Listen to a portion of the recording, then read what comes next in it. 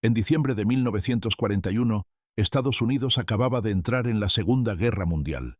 La capacidad industrial de América superaba a cualquier otra nación en la Tierra. El país tenía 130 millones de personas, más que suficiente para formar el ejército más grande que el mundo hubiera visto jamás. Los planificadores militares presentaron su propuesta al jefe del Estado Mayor del Ejército George Marshall: 200 divisiones, un ejército de casi 10 millones de soldados de combate. Sería la fuerza terrestre más poderosa de la historia humana, más grande que la Wehrmacht alemana en su apogeo, mayor que el Ejército Rojo soviético. Con el poderío industrial de América detrás, esta fuerza sería imparable.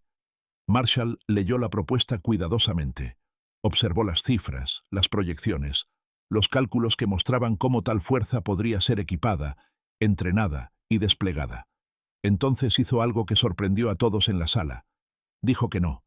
No solo no, sino que cortó la propuesta a la mitad y luego la cortó de nuevo. Marshall insistió en que el ejército de Estados Unidos no formaría más de 90 divisiones.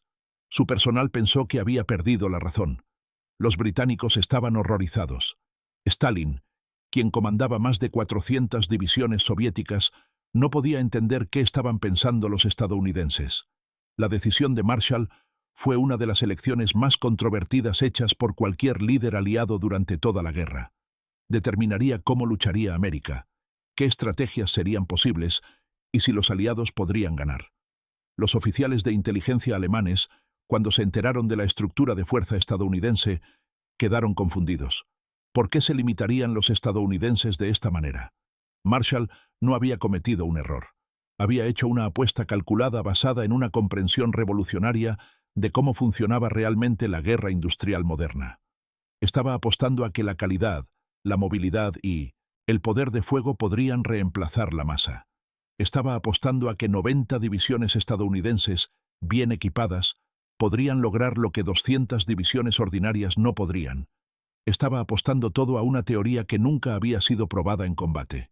Y si estaba equivocado, los aliados perderían la guerra. Para entender la decisión de Marshall, hay que entender la presión bajo la que estaba a principios de 1942. La situación era catastrófica en todos los frentes. Las Filipinas estaban cayendo. Singapur se había rendido.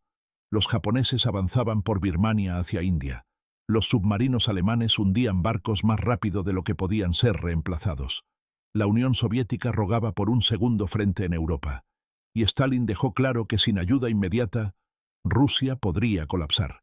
Los planificadores militares estadounidenses miraron los desastres que se desarrollaban en todo el mundo y llegaron a una conclusión obvia. América necesitaba un enorme ejército, inmediatamente.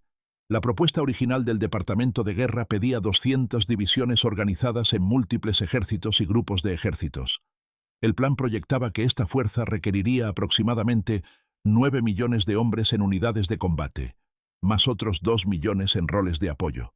Marshall escuchó todos los argumentos. Entonces comenzó a hacer preguntas que incomodaron a la gente. ¿De dónde vendrían las armas? Su personal tenía respuestas preparadas. La industria estadounidense las produciría. Marshall profundizó. ¿Cuántos rifles necesitarían 200 divisiones? ¿Cuántas ametralladoras? ¿Cuántas piezas de artillería? ¿Cuántos camiones? Su personal trabajó en los cálculos. Los números eran asombrosos. Una sola división de infantería requería más de 2.000 vehículos. Eso significaba 400.000 vehículos para 200 divisiones, más reemplazos por pérdidas en combate.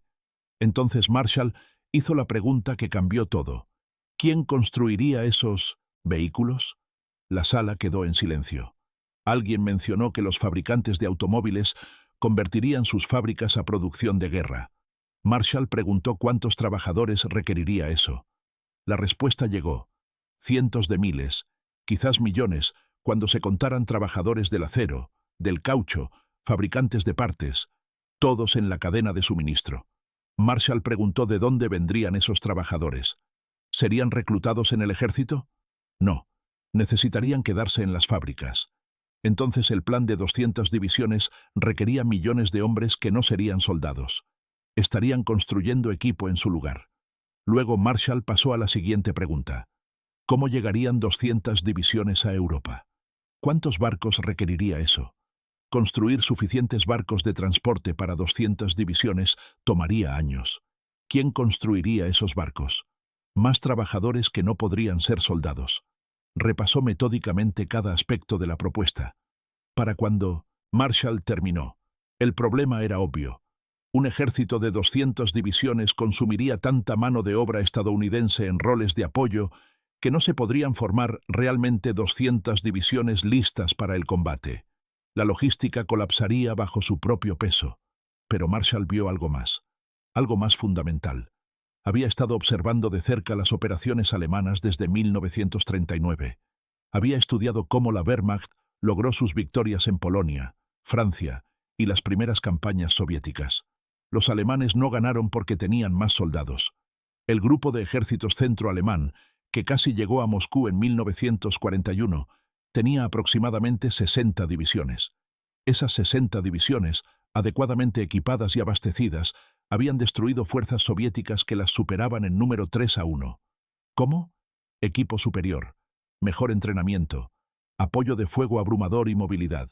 Marshall se dio cuenta de que en la guerra mecanizada moderna, la ecuación había cambiado. Una división bien equipada con amplia artillería, apoyo aéreo y transporte, podía derrotar a 3 o 4 divisiones mal equipadas. La ventaja estadounidense no era la población, era la capacidad industrial. La pregunta no era cuántas divisiones podría formar América, sino qué también podría equiparlas. Así que Marshall tomó una decisión que definiría toda la estrategia de guerra de América. En lugar de 200 divisiones luchando con equipo inadecuado, construiría 90 divisiones con el mejor equipo que cualquier ejército hubiera tenido jamás. Cada división estadounidense tendría ventajas abrumadoras en poder de fuego, movilidad y suministro. Serían apoyadas por la fuerza aérea más grande del mundo. Tendrían más camiones por división que cualquier otro ejército. Tendrían reservas de municiones que parecerían excesivas según los estándares europeos. Tendrían apoyo logístico que los generales alemanes considerarían derrochador, y ganarían. La estructura que Marshall propuso era radical. Las 90 divisiones serían organizadas en una fuerza altamente móvil. Cada división tendría sustancialmente más transporte orgánico que las unidades alemanas o soviéticas equivalentes. Una división de infantería estadounidense incluía más de 2.000 vehículos orgánicos a la propia división. Las divisiones de infantería alemanas a menudo tenían menos de 500 camiones y dependían en gran medida del transporte tirado por caballos. Las divisiones estadounidenses también tendrían dramáticamente más apoyo de artillería. Pero la verdadera ventaja estaba en la cola logística. Por cada soldado estadounidense en una unidad de combate, había aproximadamente 2 soldados en roles de apoyo. Esta proporción sorprendió a los observadores europeos. Las fuerzas alemanas operaban con aproximadamente un soldado de apoyo por soldado de combate. Las fuerzas soviéticas tenían aún menos personal de apoyo. La apuesta de Marshall se hizo clara en su implementación. No, estaba construyendo un gran ejército. Estaba construyendo un ejército perfecto. La prueba vino en combate. Cuando las fuerzas estadounidenses desembarcaron en el norte de África en noviembre de 1942, trajeron ventajas que los comandantes alemanes notaron inmediatamente. Las unidades estadounidenses nunca parecían quedarse sin nada. Para cuando Alemania se rindió en mayo de 1945, las fuerzas estadounidenses habían derrotado a un enemigo que comenzó la guerra con doctrina militar superior, más experiencia de combate y oficiales mejor entrenados. Ganaron porque Marshall entendió que la guerra moderna no se trataba de cuántos soldados podías poner en uniforme, sino de qué tan efectivamente podías apoyar a esos soldados con el poderío industrial de una nación entera.